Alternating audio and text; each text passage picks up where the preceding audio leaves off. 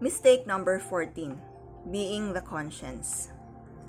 CIO magazine claims that women who report organizational malfeasance are more likely to experience retaliation than men who do the same, whereas you might think that being higher in the organization would protect you from retaliation.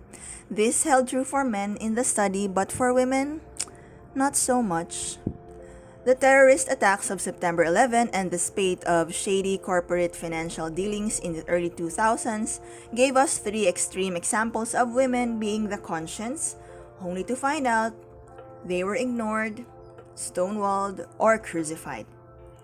First example, Enron's Global Finance Vice President Sharon Watkins warned the company's president, the late Kenneth Lay, about her discomfort with the firm's accounting practices long before the company's demise.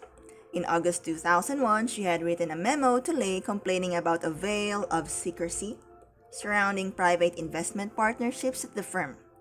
She wrote, "I am incredibly nervous that we will implode in a wave of accounting scandals. We are under too many scrutiny, and there are probably one or two disgruntled, redeployed employees who know enough about the funny accounting to get us in trouble." Unfortunately for Lay and thousands of other Enron employees, he didn't heed her warning.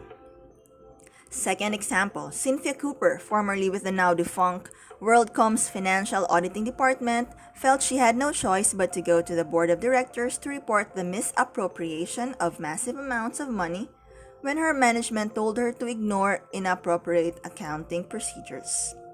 This, of course, was the beginning of the end for the prestigious conglomerate. Although she received praise from strangers for her courage, co-workers blamed and shunned her. Third example, then there was former FBI staff attorney Colleen Rowley, who became the conscience of the agency after coming forward to speak the truth about inappropriate handling of evidence of terrorist activity prior to the attacks of September 11. Even though the public lauded her, and in 2002, Time magazine named her one of 3 persons of the year, along with Watkins and Cooper, the one in our first 2 example, she was treated as a pariah by fellow FBI staffers, unable to win a congressional seat for which she ran, and denied the opportunity to sit on the 9/11 Commission, a position for which she was nominated. Is this to say women shouldn't act in concert with their consciences and at times moral and ethical standards? Not at all. But women are far more likely than men to point out variance between company policy and practice. Most men have no difficulty with bending the rules as needed, and when it's a case of no harm, no foul. Let me give you an example.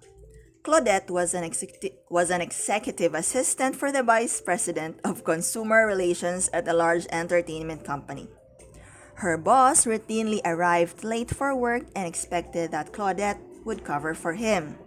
When the division president would call at 9:30, she would feel uncomfortable saying that her boss was in a meeting or had stepped away from his desk.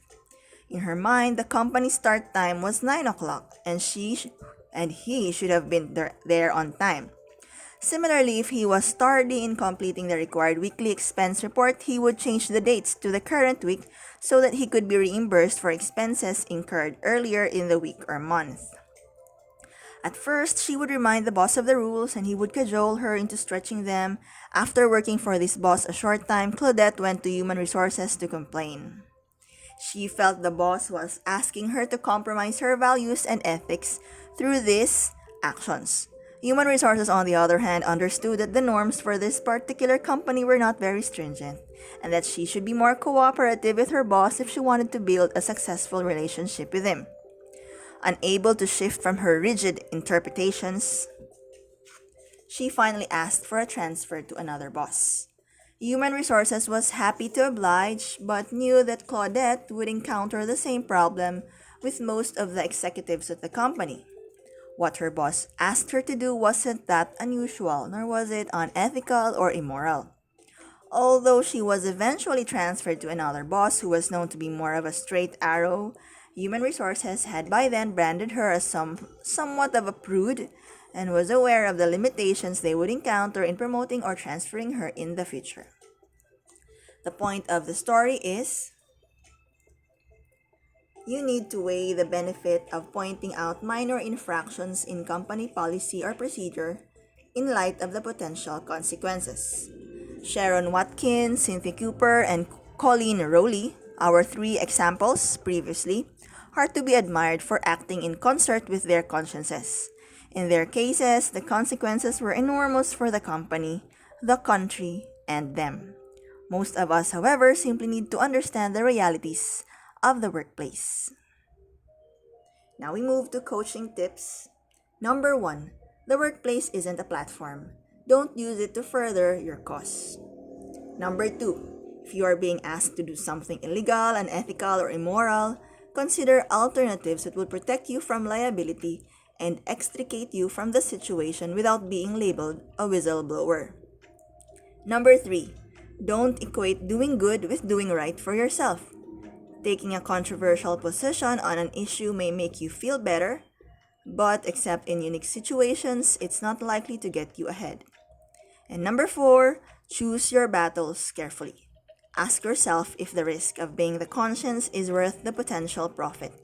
There will definitely be times when it is worth the risk, so make it a calculated one.